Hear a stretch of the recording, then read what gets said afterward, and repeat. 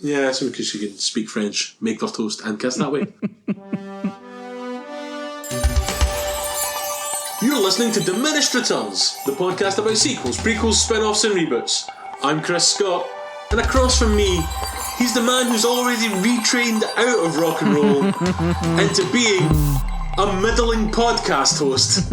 It's Mr. Alan Johnson. How do, pod people? So, if you're a new listener, this is one of our non-franchise episodes, where compared to our franchise episodes where we talk about a certain film or series of films, in our non-franchise episodes, you know, we get a bit loosey-goosey, baby. We're like jazz. We talk about, you know, film news, trailers, basically whatever the hell we want. Because what are society's rules to men like us? They are nothing, Alan. They are nothing. So, this one of these episodes, Alan, movie news? Is there any?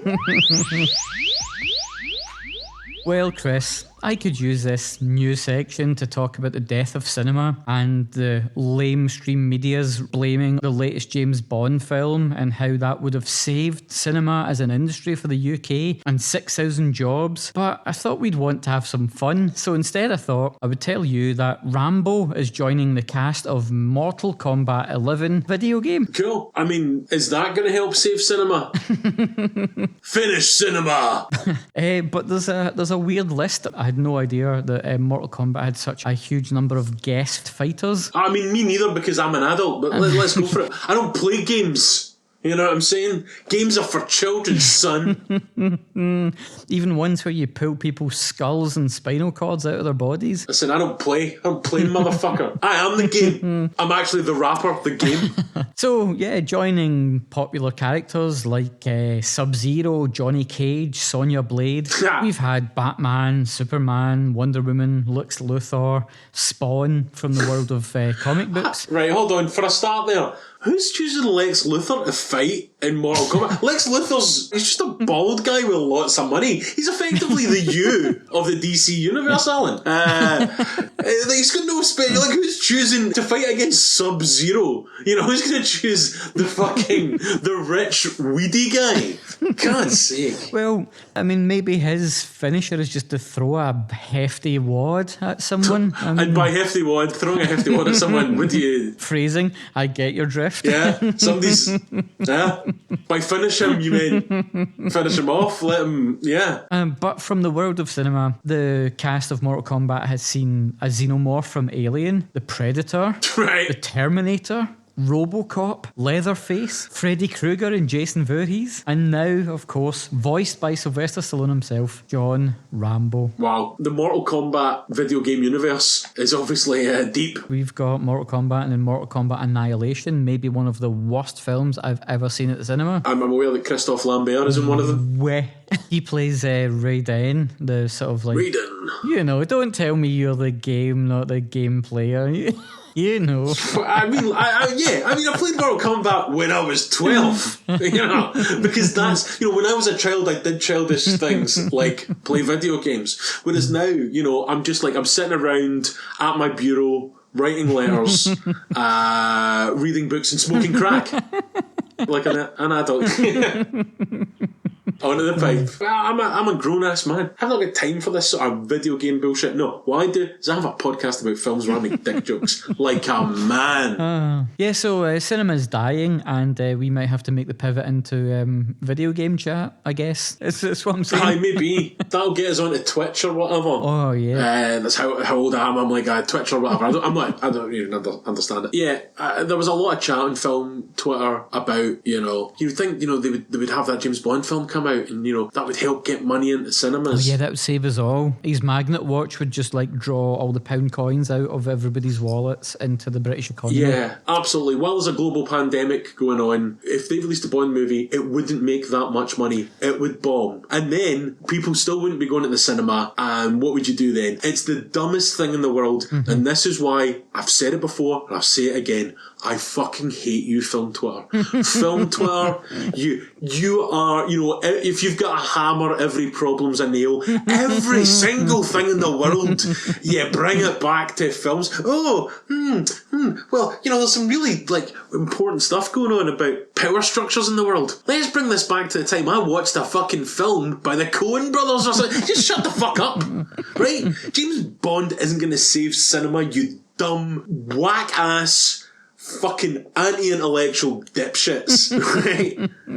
Fuck me, right? God, funnily enough, people aren't going to the cinema because there's no James Bond film. There's certainly nothing else going on in the world right now that would stop people from getting in public transport, going into a room filled with other people. Yeah, you're right. It must just be the one thing that would have saved cinema would have been a James Bond film. You dumb fucks. Honest to God, it is the maddest thing I've ever heard. And they even had that guy, is it Jason something or other, that does the film reviews on BBC, and he was spouting this nonsense. Somebody who's supposedly like a paid journalist. I always read the film reviews first in the paper as well, but guess what, kids? There's other sections, okay? And actually, that was a lie. I read the sports first, then the film reviews, and then I read the big news at my bureau like a man, right? Like an old style gentleman. Wild, absolutely fucking wild. The real issue is that we're going through an incredibly, and I'm just going to say it, guys, you've maybe not heard this before, an unprecedented time. Yeah. Right? I know, what a way to put it. This is a fucking mental time. And there are many industries that are going to get hit by this. And it's shite that so many people are going to lose their jobs. It's also very shite that a certain cinema chain, that we won't call Cineworld, people had to find out that they were going to lose their jobs pretty much from the papers. Yeah. Before getting told by their boss. That's terrible. That is out of order. But Bond wasn't going to save it. If anything, it would have delayed it by a couple of weeks, if that. So, the real problem is, how do you in a society fund things that we know will be viable in a future time, but are currently not viable due to the pandemic? So that's not going to be solved by a bunch of people who argue about whether, The Godfather is sexist on Twitter, right? Or Goodfellas is problematic. It's cool to argue about dumb shit. That's what me and I'll have a podcast for. But when you're talking about people losing their fucking jobs, then you should probably try to maybe act like somebody who... A human being connected to a society? Yeah, funnily enough, and you can take this, I think, for anything, to be honest with you, is that the answer to most things is usually a lot more complicated than just some dumb, simple bullshit that you're going to put in 140 characters. I know it's probably more characters than that now, alright? But I'm old school Twitter. I don't put a second sentence in. When I get 140, I keep it fucking shut down. I write my tweets at my bureau by hand, and I hand them to a servant, and then he types them onto my phone. To be fair, I understand if you have lost your job at the moment, me talking about my servant may seem slightly poor taste. What were you going to say, Al, that James Bond should have saved cinema? Anyway, a bunch of high-profile movies have decided to delay until October 2021. How come? Has something happened? They just aren't interested in saving cinema, Chris. Aye. See, to be fair, it's not like a big tentpole movie has come out by a major studio and lost a fortune recently. So, it's not like anyone could possibly know. Yeah, there's no precedent that we can work from. Yeah, so it's fine. That's the news. Excellent. Almundo, I think we've set the world to rights. I've possibly made quite a few enemies as well, which is always good. Yep. I hate anything really like whatever Twitter. Mm-hmm. I don't know, it just rankles me.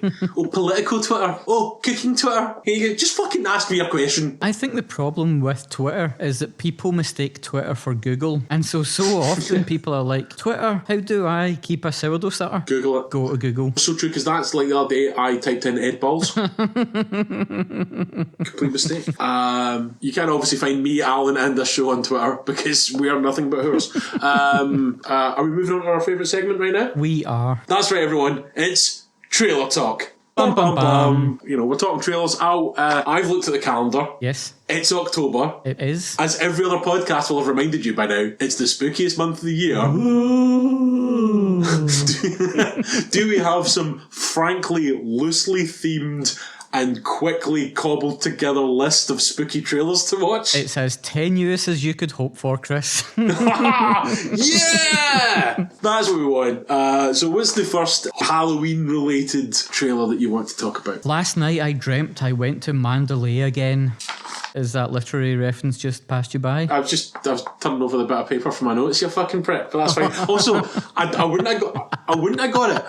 apart from the fact that they literally said the name Mandalay in the fucking trailer. But anyway, listen, Boba Fett is an amazing sort of bounty hunter, and then they've got this show called The Mandalorian. That's what we're talking about here. Yep. We are, of course, we're talking about Rebecca, that's coming to Netflix. Yes, a gothic thriller from Ben Wheatley, who's got a bit of horror pedigree. Aye, I really liked Kill List. Kill List's a good film. Yeah, really weird and sinister, and takes a bit of a kind of weird turn because it starts like a gangster hitman movie, finishes like The Wicker Man. Yeah, he's made some other good stuff as well. Sightseers with Alice Lowe. Sightseers is brilliant. I love Sightseers. Really funny film, and again, really dark. Obviously, he made that film Afield in England. What was the film he made, the Hollywood one? High Rise. High Rise. High Rise was good. What was that called? Brie Larson and Armie Hammer and and they basically go into a warehouse and have a big shootout, which started off, I thought it was going to annoy me, and ended up being quite good. Anyway, I've enjoyed to love everything this guy's made, and he's made bold choices, so I'm kind of on board when I probably wouldn't be with like, oh, we're doing Rebecca now, because some people may not know Rebecca has been filmed before, obviously, which is why we're talking about it. It's based on a novel by Daphne du Maurier, who I loved in The Hand That Rocks the Cradle. Great actress, hot in her day. Risky Business, yeah, quality. And so they're doing like another version of Rebecca, and it's going to Netflix, which normally wouldn't set the pulse alight. No, but it looks like it's really shot beautifully, and the cast is great. Kristen Scott Thomas, Armie Hammer. Is it Lily James? Yeah, Lily James, who is the in Transvision Vamp. A lot of old jokes here. No, Lily James, who was in Yesterday, where she played a character who evidently had been bashed in the head as a child and couldn't form coherent thoughts or have a life of her own. But that, you know what? I'm going to say she's probably a good actress, because I think that's really the only thing I've seen her in. And she was still quite good in that, despite the fact that she had maybe the most underwritten dumb fuck character ever. So if it didn't make me hate her when she was given that, she might actually be the best actress in the world for all I know. Because if you can make that character in Yesterday not a thing that makes me want to gouge my eyes out, like I'd rather watch Videodrome and end up fighting people with a flesh gun than watch most of that character's arc. But maybe she's quite good then. Now, I've not seen Yesterday, but was it a remake of a Hitchcock classic based on a book by Rebecca De Mornay? Exactly. Good point. What if we lived in a world where there was no Hitchcock? Would we watch this film? That's the question. I'm like getting a bump on the head, waking up and going, what do you mean, Psycho? You've not seen Psycho? And then like saying about Gus Van Santing the whole of Alfred Hitchcock's career. I don't know, but like this, you probably can't get away with it nowadays, because people would be like, this guy's got some weird psychosexual shit going on. Yeah, does not know how to deal with women. Whoa, man. Yeah, I mean, that's why you'd be so good at it, Alan. It suits you to a T. So look, Rebecca, basically the plot of this film is they're trying to find out who Becky with the good hair is from the Beyonce song. That's what it's all about. But yeah, like old kind of gothic stuff. And by that I don't mean like the Sisters of Mercy. But basically I think even though it looked quite well done and all that, I would probably still be like, I'll probably just watch the Hitchcock one again. Okay. But Big Ben Weetabix, Big Wheatley's in, that's pretty good. Armie Hammer's last few years is having a wee renaissance of like popping up in things and being really good at things. Saddled, if you'll pardon the pun, with the Lone Ranger thing. I think he's actually, last few years he's popped up and things have been excellent, right? So he's excellent. Lily James was in Yesterday, which is a big, oh god, no, I'm sorry, you shouldn't ever make films again, but she's a smoke show. I think really I'm in for Rebecca. And it's going to be delivered through a big pipe right into your home via Netflix. That's the other thing, it's like something new on Netflix. So I'm in for Rebecca. You in for Rebecca? I'm in for Rebecca. I'm surprised I'm excited by it, but I am. Excellent. What else are we going to talk about on our this year's loosely themed Halloween trailer talk? Mister, we are the weirdos. The Craft Legacy. Again, it's going to appear on demand on the 28th of October this month. Again, that's really weird. They keep having these big releases on demand instead of putting them in the cinema. Film Twitter really need to figure this one out. I'm telling you. Something's going on out there. We'll just have to try and figure it out. The Craft : Legacy. Yeah, another Blumhouse. Here's a thing, right? Your man Jason Blum. Oh wait, hang on. This is the first time that we've ever said Blumhouse, and you've never said sorry. whose house. Sorry, I had something to say about Blumhouse, and I got a little bit fucking overexcited. You got ahead of yourself. I did, right? It's all right. Like I had a joke, and fucking I was ready to pump it, and then I caught myself halfway through, and was like, "Shit, I know what you're doing there. I apologise." That's right.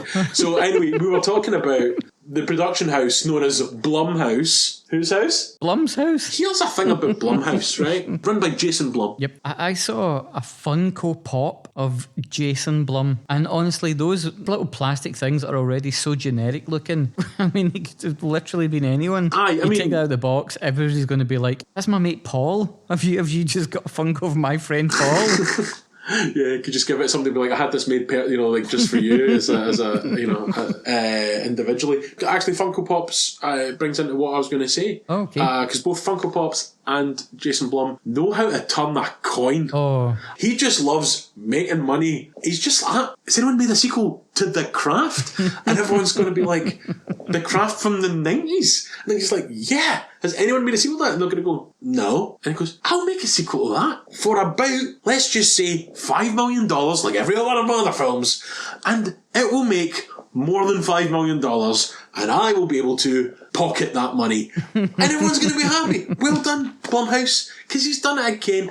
He's a smart man. And also, I like the model. I like the fact that they just go out and make these fucking... Yeah. And a lot of them I don't see, but the ones that I go, that looks like something I might enjoy. I have normally enjoyed them, right? Now, The Craft Legacy, does that look like one that you're going to see? The way it's filmed, it actually looks like a Disney family film. It's all sparkly. Yeah, a lot of lens flare and glittery sparkles. When I'm hearing Blumhouse doing The Craft, I'm expecting dark, moody, classic horror sort of cinematography. And this is like, I'm expecting them all to burst into song, It's like, we are witches. Mm-hmm. It's like High School Musical, but for goths. It's like a glittery, fun thing. Now, that said, The Craft, if you've been living under a rock or you're a young person, it was a 90s film. Lassies all listened to kind of slightly gothy grunge and became witches. It was a good time. 1996, probably. Yeah. And I imagine this is the sort of film that has a kind of cult following, particularly amongst women. Uh-huh. So obviously it's got a stark undercurrent as witches, but the actual form of the filming just completely looks like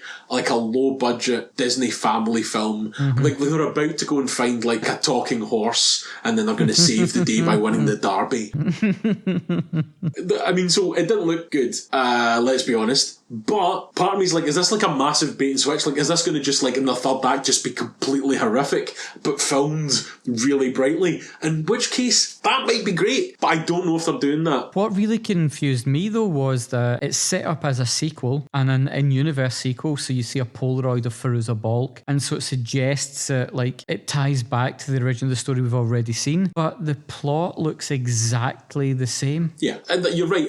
This is one of the good things I think about the original Craft and this new one, is that the plot is pretty spot on. It's all about the dangers of what happens when you get women just hang out together. You can't trust them. It's a warning, it's just like, listen, when these dames start hanging out and there's no dudes there, they're like, keep them calm. Look what happens. Witchcraft suddenly. Witchcraft. Huh? There's a reason that we need to escort our ladies around, because otherwise... Get them in a room together for 5 minutes, suddenly it's fucking levitating, throwing jocks in high school against walls. Not in that way. Not getting along with our stepdad, David Duchovny. Oh man, listen, this film might be a horror film, but there's no way it's going to be more shocking than his music career. David Duchovny had like a band. Do you know this? No, I did not. Right, this is going to be a slightly Glasgow specific, right? Do you know what venue he played in Glasgow? I'm going to say the Renfrew Ferry, because that's where Steven Seagal played. Right, which is still too big for something like that. He played the ABC. What? Yeah, exactly. He played the ABC, which is like, 2,000 people? Glasgow's prestige venue? Well, it was until it burnt down in one of the annual art school fires that we have on this site. But Charles Rennie Mackintosh, Glasgow's most flammable architect... Yeah, I know people that went to see it. I mean, basically, women of our kind of age who were like, in the 90s were like... Fans of the Red Shoe Diaries. That, and I think mostly X-Files, to be honest. By the way, David Duchovny was in the Red Shoe Diaries and then got quite a respectable career. But basically, he kind of does this sort of like, obviously nondescript dad rock, very much of the 40 odd feet of grunts, Keith or Sutherland, Bacon Brothers. This isn't a Justin Timberlake or something where it's okay, this guy's had kind of equal success. Like, if me and you formed a band to play like rock and roll covers in our local pub, except none of us look like David Duchovny and made young girls have sexual awakenings in the 90s. Let's be honest, we've never made any woman have a sexual awakening. What's the opposite of an awakening? Sexual sleep. A sexual chastening. Yeah, it's just, boy, I've hit cock bottom here. That's what they think. So yeah, he played this 2,000 capacity venue. I don't know if he sold it out, to be honest, but the tickets were like 30 quid or something as well, Oh, I can imagine, yeah. It's like a Jeremy Renner. You're paying for the experience. That's it. Of seeing him as well as hearing the music. Yeah, but that's the thing, but Gillian Anderson is a darling, right, as we say in Scotland. She's an absolute stone cold hottie. If Gillian Anderson was like, by the way, I'm playing country covers at the ABC2 for £30 a ticket, I'd go fuck yourself, Gillian Anderson. I'm not fucking going to see that. I don't give a fuck. I don't want to see, you're good at one thing, I'm going to fucking suddenly pay this money to go and see that. That's nonsense. But David Duchovny does it. Lassies, I know. Smart lassies. Educated. all that stuff. They've probably got their own bureaus. Suddenly, bang, fuck it, take my 30 quid. So, listen, what I'm saying is, I'm not going to watch The Craft. Nah. I am totally out on this. I was excited that finally we're going to get like a sequel to The Craft, and this trailer has not done anything to endear me to the movie at all. Aye. Just wanna girls just wanna have fun. Now, Alan hasn't had an embolism there. What that is referring to is, of course, is there a slowed down spooky cover version? Yes. Is it of Cyndi Lauper's bubblegum pop classic Girls Just Wanna Have Fun? Yes, it is. Is it the most obvious and dumb? Like, that's so on the nose. Yeah, it doesn't look very good. So we're out for The Craft, Legacy. What's next on our slate? Well, as we know, everybody hates Chris. Wait, what? And the beginning of... Hey. And the beginning of this trailer made me think of that with the Chris Rock voiceover in The Witches. Based obviously on the famous and brilliant book by the wonderful author and noted virulent anti-Semite Roald Dahl. Because obviously, it just seems the more you find out about people, everyone's a fucking dick. Yeah, it's super mental that guy went off to fight the fascists and still found time to hate the Jews. Yeah, it's like, did you read up on the people you were fighting against? That seems weird. But as a book I loved as a child, I loved Roald Dahl as a child, and the film version that came out about 89, 90 or something like that. With Angelica Houston, Who made that again? That was somebody pretty good. Nicholas Roeg. That's it. I was going to say that, and I thought, could that be Nicholas Roeg? But it was. Fuck. I knew. Should have just went with my first thought. There's a lesson for you all, in improv. Just go with your feelings. So I remember that film being really well done, like really good. It's effective, but it feels a little bit cheap watching it back nowadays. Right. Like the star power of Angelica Houston actually belies quite a cheap looking film, but I don't know whether that's that British seaside town location that it's filmed in. Right. Still that great scare when they unveil the witches. Yeah, it looks great. So I've quite fond memories of the book and the film. A happy time in my life. Going to the cinema with mother before I realised that the world was filled with virulent anti-Semites. So I've got a lot of fondness for this. I guess we will sort of shamefully discuss as a property. It's a great story. I get it. A kid's film from 1989 or 90 or whatever. They probably do want to update it so it looks snazzy and stuff, and then new kids can enjoy the story. So I'm not inherently against it. And you were talking about how the previous adaptation of this for the silver screen looked a bit cheap. Well, guess what? We've got cinema's premier stylist, Robert Zemeckis, to make everything look expensive but not well done. Just like, I guess you've put a lot of money into that, but it doesn't look good. Does it, Robert? When Angelica Houston in that original film, when she pulls off her normal human face and shows herself to be this like evil looking witch, right? Like you say, it's effective, it's striking. I mean, it looks fucking cool. I can picture it in my head right now. It looks fucking cool. Whereas in this, they've got Catwoman or whatever her name is. What's her name? Anne Hathaway. Anne Hathaway, yeah, not Eartha Kitt. Just in case anyone was sitting there going, does he mean Julie Newmar? Anne Hathaway floating with like a slightly kiddie version of the It monster's teeth. You just go, doesn't look striking, doesn't look imaginative. And then when they're looking kind of human and stuff, they've got little lines where obviously like their kind of monster jaws will be. So it just looks like there's a bunch of women in this hotel with Chelsea smiles. Mm-hmm. Like they were all gangsters in the fucking 70s fighting and getting slashed across their face. Like, I just watched this and it started and I went, oh cool, yeah, of course, right, they're remaking the witches. Chris Rock is doing a voiceover, they've changed it up, it's America, that's fine, that looks cool. Stanley Tucci's going to be in it. Everyone loves Stanley Tucci. The Tucci. Murder One, what a show that was that nobody remembers nowadays. That was a brilliant show. Yeah, Stanley Tucci and the guy that flew the plane in Iron Eagle.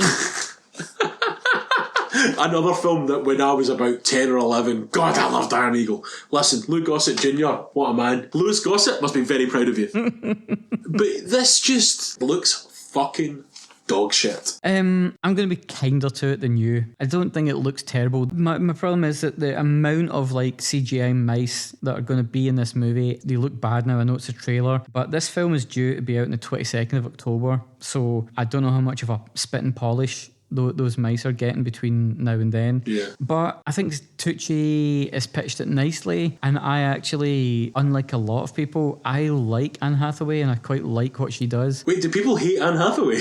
Yeah, I've been led to believe she's not popular. Why is this? I don't know. All right. Right. Email us in diminishedpod@gmail.com. Why do people hate Anne Hathaway? Why do you hate Anne Hathaway? Did Anne Hathaway kick away your crutches? Did Anne Hathaway buy your childhood home and bulldoze it just to prove a point? Did Anne Hathaway murder your parents and frame you and you've been stuck in jail for the last 15 years because of Anne Hathaway? Let us know. diminishedpod@gmail.com. Anne Hathaway didn't release The Witches into the cinema, so didn't save that industry. That's it. Also she's also asking what is love? Baby, don't hurt me. That was Hathaway, right? It was Hathaway. Points for Chris Rock, big points for Octavia Spencer, Stanley Tucci, and I think Anne Hathaway looks like she's having a ball. I noticed that Guillermo del Toro is a co-script writer on this, but even all of those things that I've said are positives for me are not enough to convince me that I would like this reimagining, as it says in the trailer. Oh, that's already annoying, isn't it? Because the Zemeck, oh boy. That guy's made good films, but not recently. Yeah, so The Witches, I'm out. I too am out. Do we have anything else in this Halloween-themed Halloween trailer talk released in the month of Halloween that we can talk about that has any sort of Halloween-style horror, Halloween business, Halloween? The only other vaguely spooky thing that's seasonally appropriate was a tiny teaser released a few months ago for Halloween Kills, but it was over in such a flash. Have you any thoughts? Listen, they've this is an art film that's been put back by a year. It was meant to be out this Halloween. Yeah, should be out now. And then again, they've moved it back again. By the next episode, we need to figure out. We need to be like Woodward and Bernstein. Okay. Get this story and figure out what's going on. Again, Jason Blum likes money. Yeah. It's another Blumhouse film. They said, they were doing this sort of you're going to call it a side sequel or something, aren't you? How are we going to describe the last Halloween film? It's just a sequel. A sequel, but it ignores all the other sequels, right? Yeah, the Halloween continuity is all over the shop anyway, so... Yeah. And he releases this film and it's a big hit. And someone asked him, this seemed to be a definitive ending. Are you going to make another one? And he basically laughed at the guy. He went, yeah, of course I'm going to make another one. It's a fucking horror film and I'm a movie producer and it's just made a fortune.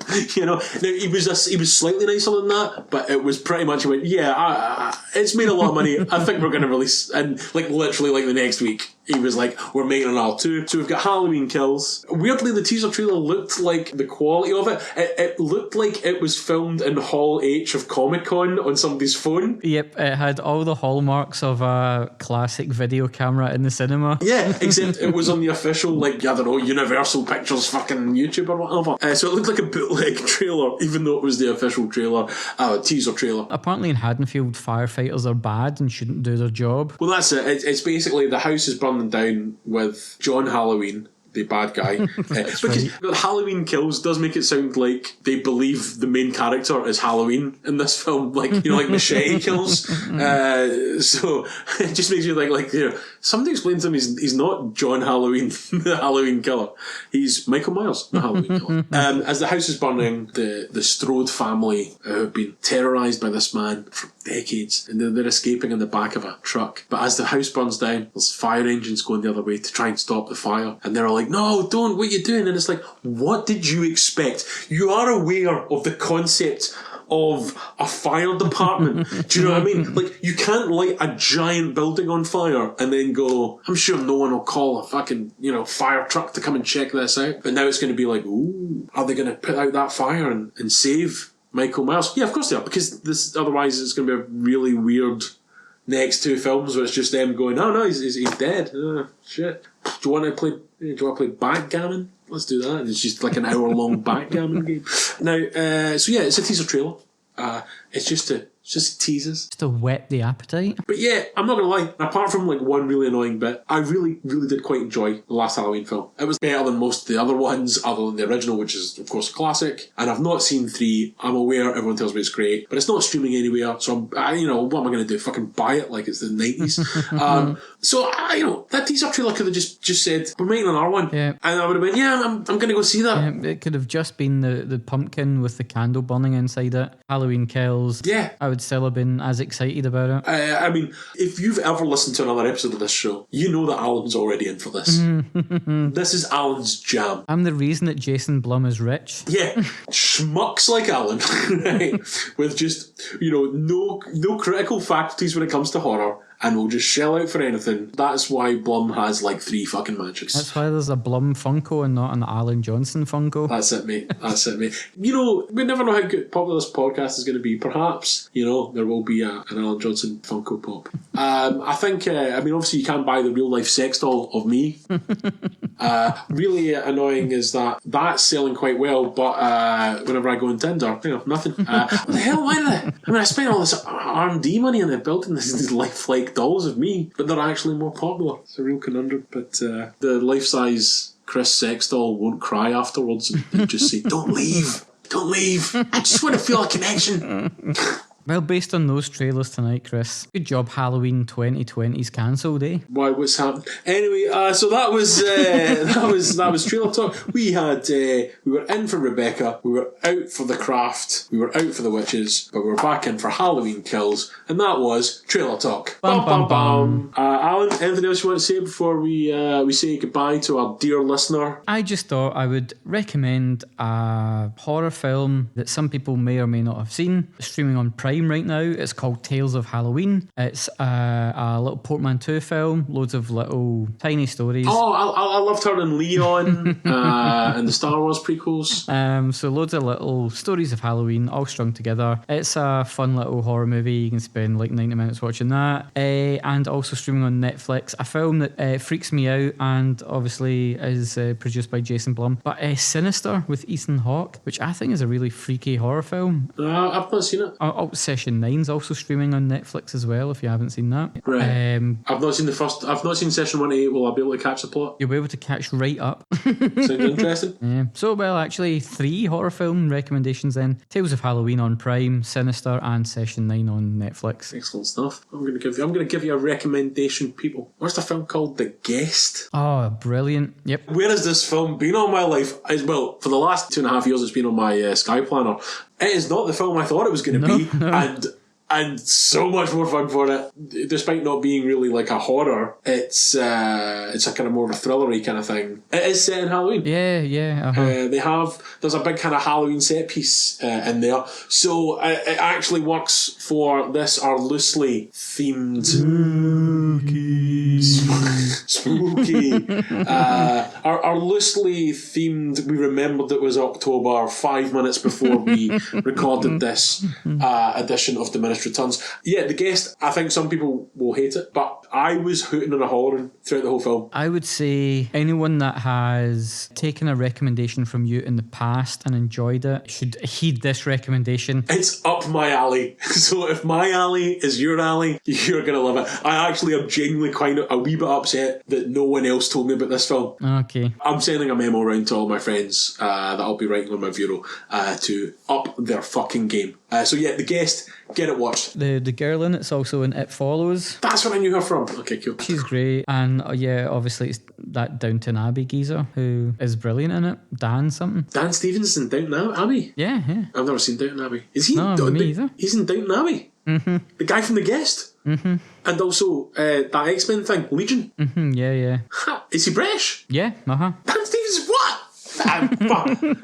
You're telling me that this guy is somehow acting with a different accent? Well, my mind's blown. Actually, is a wee bit blown. Because I would never have guessed that he was British. That's wild. Alright, shit. So listen, I would recommend The Guest. However, the Halloween fun for Diminished Returns is not over. Because we've got another episode.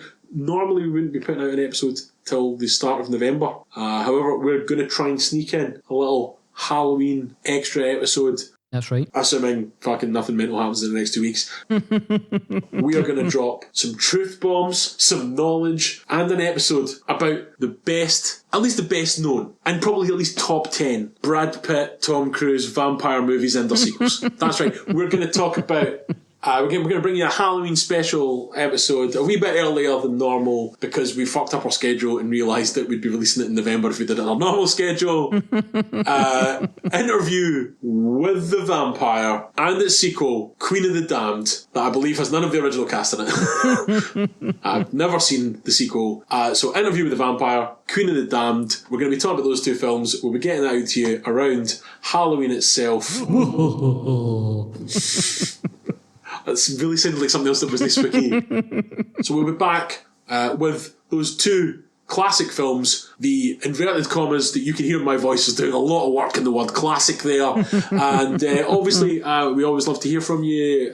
Please rate and subscribe wherever you get your podcast. Make sure you don't miss an episode. Ratings and reviews do help other listeners find them. And obviously as well, tell your friends, send them a link to the show. And if you want to get in touch with us, you can find us on Twitter, Facebook and Instagram at Diminished Pod. And you can email us with your Anne Hathaway hatred, diminishedpod@gmail.com. And we'll see you later for our Halloween special in just under 2 weeks. Bye! Bye, guys.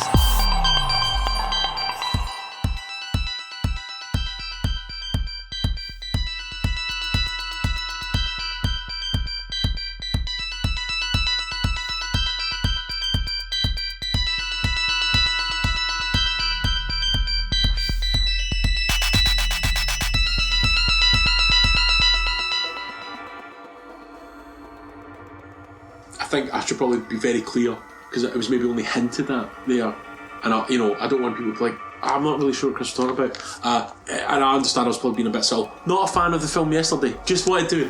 I don't think I probably made that clear enough. Not a fan of the film Yesterday.